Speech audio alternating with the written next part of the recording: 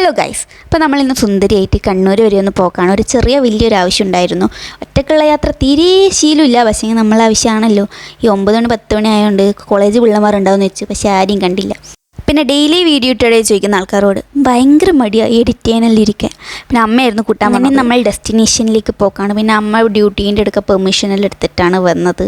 അങ്ങനെ നമ്മൾ ആവശ്യം കഴിഞ്ഞ് തിരിച്ചു പോവുകയാണ്. പിന്നെ സ്കൂളൊക്കെ തുറക്കാനായതുകൊണ്ട് സിസ്റ്ററിന് കുറച്ച് സാധനങ്ങളും നോട്ടൊക്കെ വാങ്ങാനുണ്ട്, അത് വാങ്ങി. പിന്നെ നല്ലോണം വിശന്നുകൊണ്ട് ഒരു കട്ട്ലേറ്റ് കഴിക്കാൻ പോയി. അത് കഴിഞ്ഞ് വേറെയും നമുക്ക് കുറച്ചും കൂടി സാധനം വാങ്ങാനുണ്ടായിരുന്നു, അതൊക്കെ വാങ്ങി എന്നെ അമ്മ ബസ് കയറ്റി വിട്ടു.